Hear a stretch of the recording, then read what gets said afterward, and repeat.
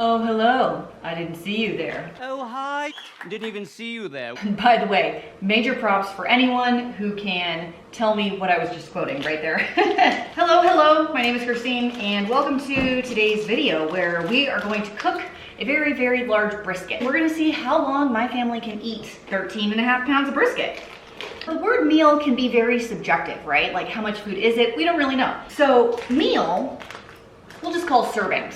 Okay, like servings. How many servings or days or meals can a, what did I say it was? 13.5 pound brisket feed a family of 6. So that's what we're here to figure out. And since I'm on day 1, I actually don't know yet. You guys already know because you saw the title of the video. I need help. Okay, if I lift, will you take the plastic off? Yeah, can I wash my hands first? Please. So I'm getting started the night before. It sounds weird with water in the background. Because I want the dry rub to like soak in overnight. So it's the evening before we actually cook this. And what's great is after we cook it, we're gonna be able to use the same cut of meat for a lot of different meals. Okay, are you ready? Yep. Wow. Basically what I'm gonna do now is I'm gonna trim a lot of this fat off. Blech.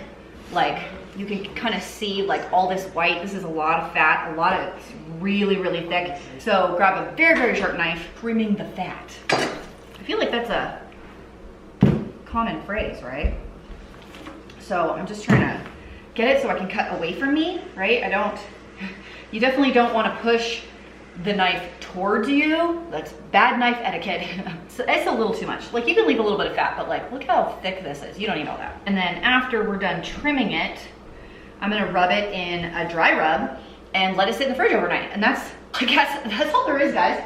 The prep work for this is really, really easy. You know, if you have a smaller brisket, like not one quite this big, you can cook it in the crock pot. I have done that before with great results. It's more shreddable that way. But this time we are going to smoke this. Dave and I have a smoker outside. The one that we have, I will link down below for you if I can find it. I originally bought it from Home Depot for Dave's birthday, I think 2 years ago. It's not one of those pellet ones, like it's not a Traeger or anything. We went with a traditional like wood, charcoal, firebox, smoker box kind of a thing. I wanna tell you guys what happened today. Oh my gosh. I was contacted a couple days ago. It's like a production company that makes TV shows. And they wanted to talk to me about like potentially doing a show. I'm happy to talk to about anybody. So I was like, yeah, okay, like they probably won't pick me, but it'll be something different to do, right? While we're all at home. So I talked to the guy today. He was so nice, I actually really liked him. He was like, yeah, so do you wanna do like a recorded Skype interview later this week? So I can show it to my boss about potentially making a show with you. I guess I made it past the round of, I don't know, any of you that have been watching, have you been on TV and they want to weed out the crazy? Is that what's going on? Like, just wanted to make sure I wasn't totally nuts.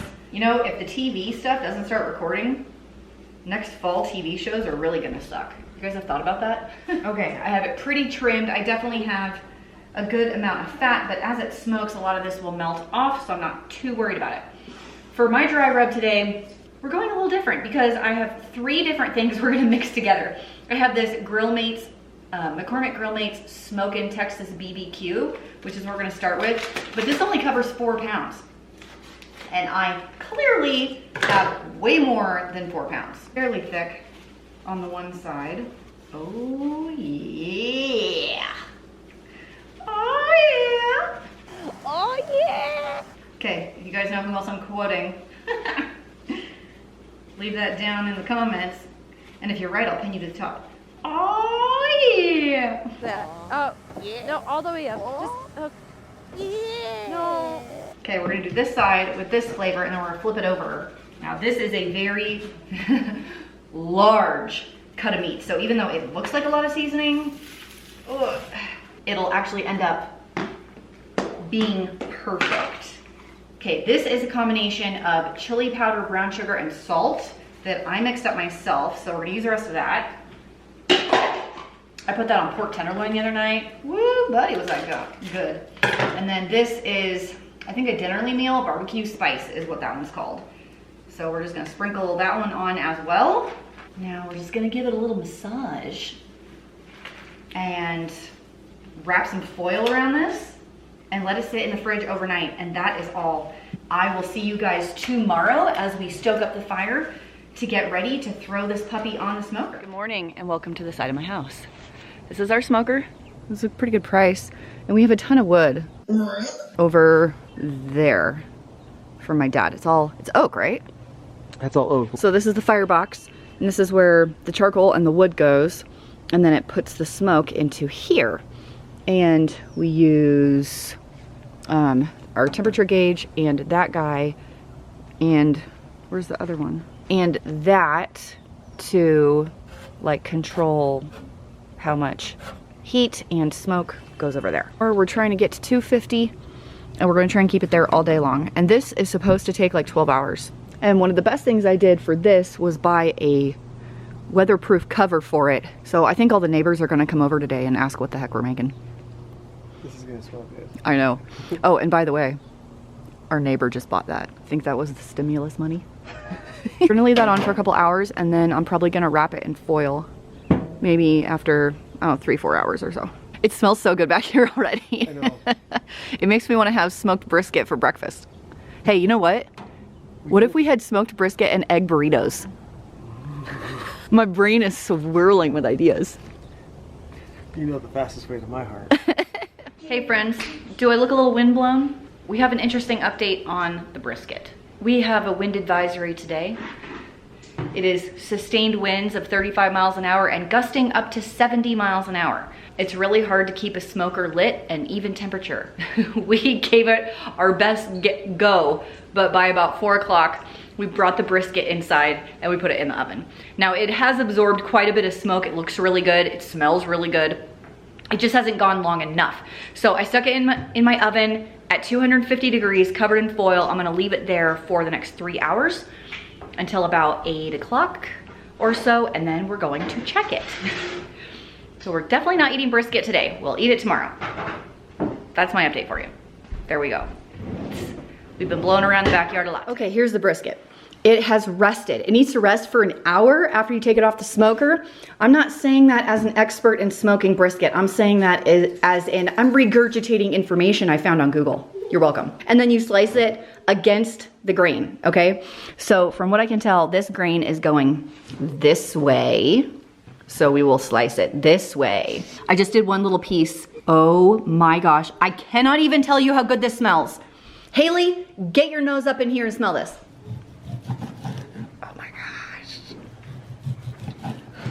Oh my gosh, do you smell that?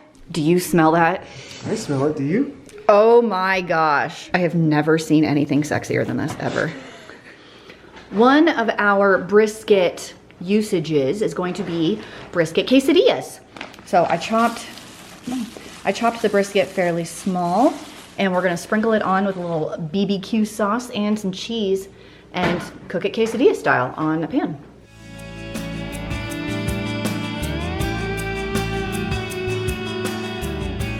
What does everybody think of the brisket quesadillas? They're really good. Should we never go back to regular? Okay, I'm gonna go have another one. Does anyone want to split one with me? Tonight's brisket dinner is brisket, mashed potatoes, salad, and corn with some BBQ, some salad dressing. Oh my gosh, that smells so good.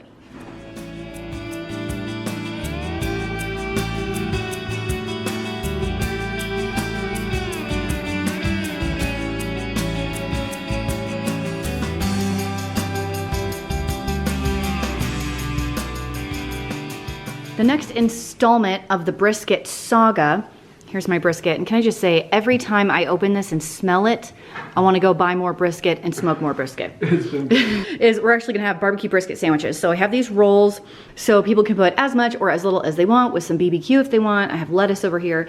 And then as our sides, I did carrot fries. I am almost out of carrots, and chopped up apples and orange slices. You guys should go smoke a brisket. I cannot tell you how good this smells.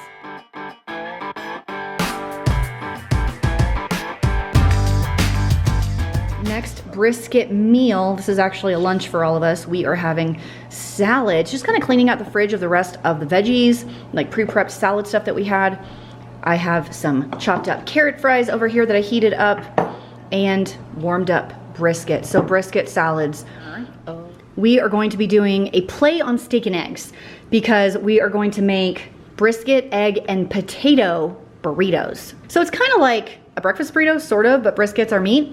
So I have 3 extremely large Yukon Gold potatoes in my air fryer with a little bit of oil, and now I'm gonna add some seasoned salt. Actually, I'm not left-handed. Hold up, I don't wanna mess this up, guys. Okay, that's better. That does not come out very fast. Now I'm gonna stir this around and stick it on the French fry button. It takes about 25 minutes or so, and basically, I'm gonna mix it with eggs and brisket in a tortilla. It's as simple as that.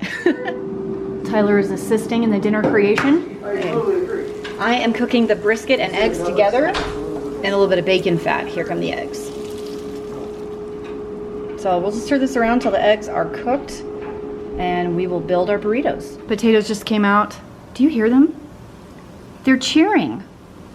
They're cheering. They're so happy they get to go in these burritos.